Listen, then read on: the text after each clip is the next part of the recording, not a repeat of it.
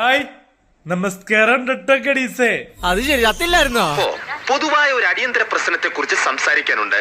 ബുദ്ധിമുട്ടില്ലെങ്കിൽ യല്ലറോ. Good morning. Good morning. ഏട്ടനെന്താ L P school student ഇങ്ങനെ ഗുഡ് മോർണിംഗ് പറയാൻ?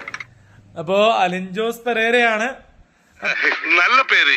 അതെ, എന്ത് ചെയ്യുന്നു? അപ്പോ അലിൻ ജോസ് പെരേരയാണ്. കുറെ നേരമായല്ലോ പറഞ്ഞോണ്ടിരിക്കുന്നത്. കാര്യം എന്താണെന്ന് വെച്ചാ പറ. അപ്പോ ഇന്നൊരു സന്തോഷ വാർത്തയുണ്ട്. എനിക്കൊരു പണി കിട്ടി. നിനക്കല്ല, നീ ജനിച്ചപ്പോ മുതൽ എനിക്കാ പണി കിട്ടിക്കൊണ്ടിരിക്കുന്നത്. എല്ലാ ട്രോളന്മാർക്കും ഒരു ആശ്വാസമായിരിക്കും.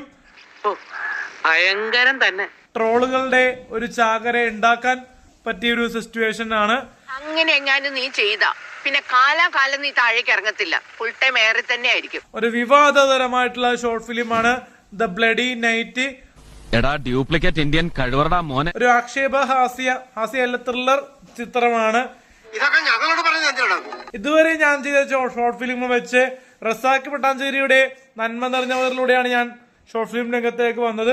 പിടിച്ച് അഭിനയിക്കാൻ ഒരു ചാൻസ് കിട്ടുമെന്ന് നോക്കണം. എന്റെ പൊന്നു ചങ്ങാതി, വല്ലപ്പോഴും ഞാനൊരു സിനിമ കാണുന്നതാ, അതില്ലാതാക്കല്ലേ. പ്രേക്ഷകരിലേക്ക് എത്തിയതും പിന്നീട് തലതെറിച്ചവൻ റസാഖ് പട്ടാഞ്ചേരി ചെയ്തു, സൂപ്പർ ഹിറ്റ് ആയി.